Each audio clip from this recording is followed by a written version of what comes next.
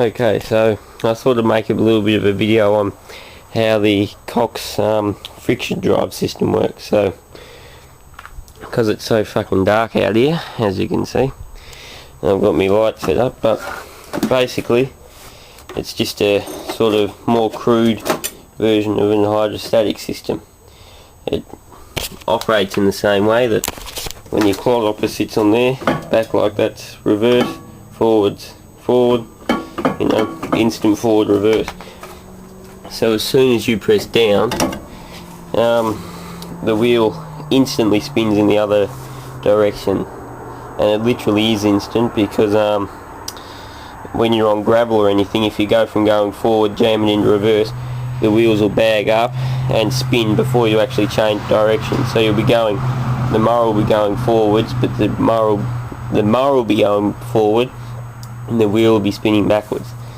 So it shows that there's actually quite a decent system, because it transfers torque that quickly that it you know, functions well. So anyway, here you can see your two clutch plates.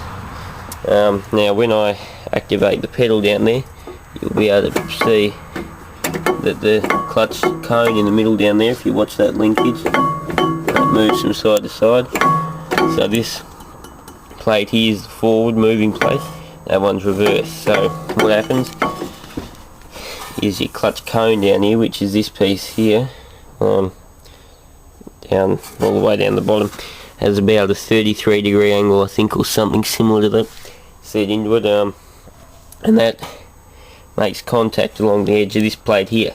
So that's spinning, and with the angle that it's got, when it contacts this plate and starts spinning against it, it makes it spin. So it's it's really just transferring power the same way that a clutch in a car does. It's made out of the same material. This is just like your pressure plate in your car.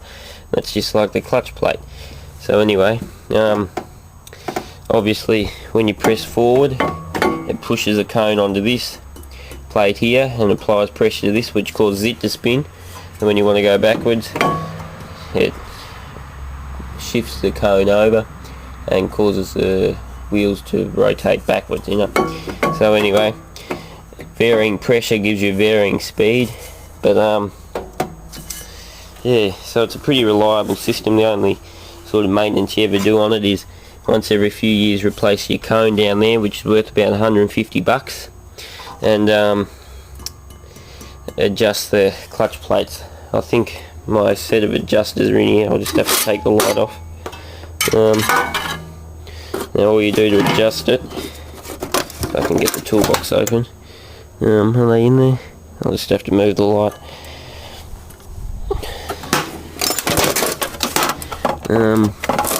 Probably in here somewhere. Just can't see a thing.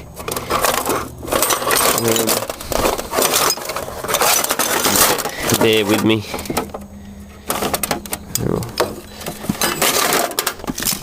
No, they're not there.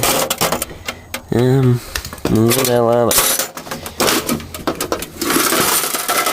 They must be in the toolbox in here. Hang on. I can't be bothered pressing pause because then I need to glue them together. Oh, here we go.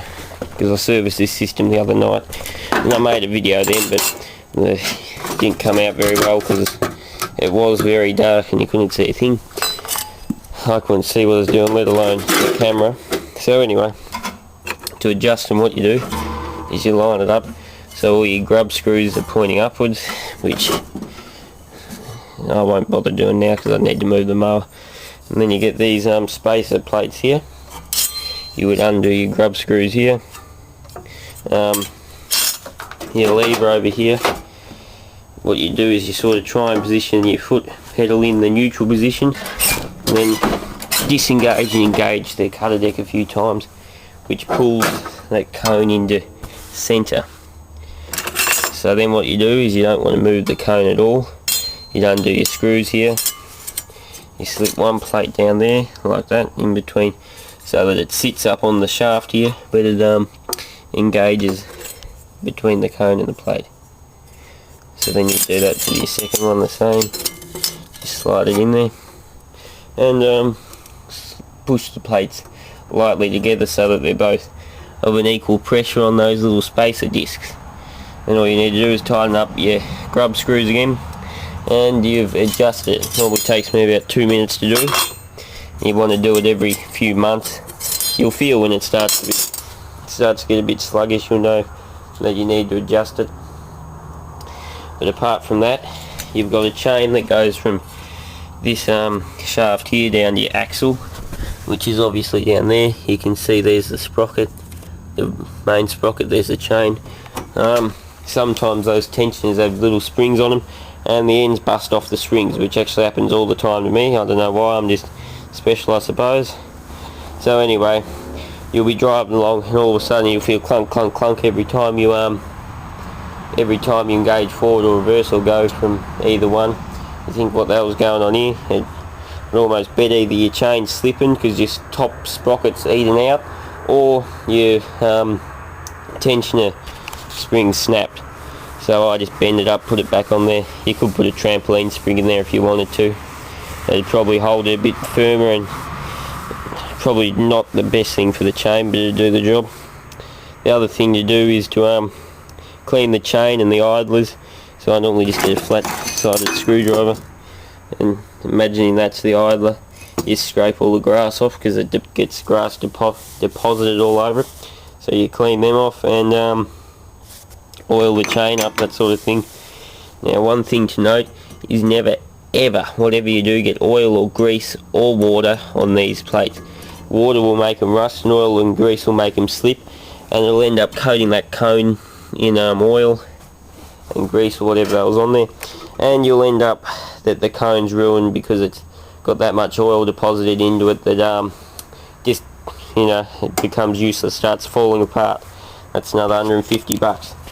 So what I normally do every few weeks is get a nice petrol soaked rag, wipe all these down, obviously with the mower stopped, wipe them down, then you turn it a bit, wipe it a bit more, turn it further, wipe it a bit more, and sort of try and wipe your clutch cone down there, crank the engine a little bit so it rotates, wipe it again until you're sure you've wiped it all. Another thing to do is get a can of RP7 or WD-40, whatever they'll use, silicone spray, and spray this linkage down here. You probably can't really see, here's a screwdriver, that one just there,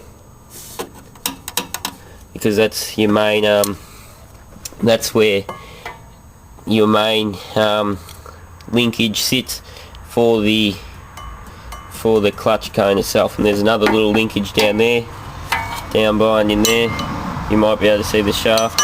You spray that one, and then on the pedal itself you'll want to spray in there.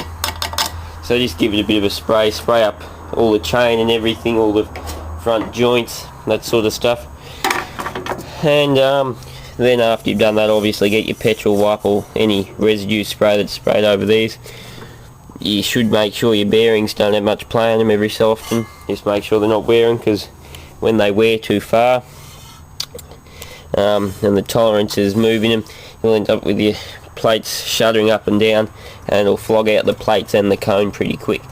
And then you'll need to send your plates off to get machined, and that's, if you have a lathe yourself, it's an easy process, but if you send it off, probably cost you $500, and then they need to get the right degree of angle on there, and it's just, you know, it's not very nice. So anyway, another thing to note with these is make sure, because the kingpin has got a plastic bushing holding in there, you need to keep grease up to that. Of course, with a steel or brass or whatever else, you keep lubrication up to that, but more so with the plastic ones. I normally take it out and give the shaft a light sanding with a bit of wet and dry sandpaper, because the plastic does bind up all over the shaft and makes it all shitty. So anyway, this is probably getting a long video, I don't know, wasn't paying much attention at the time. So anyway, that's basically how the Cox friction drive system works, how to maintain it.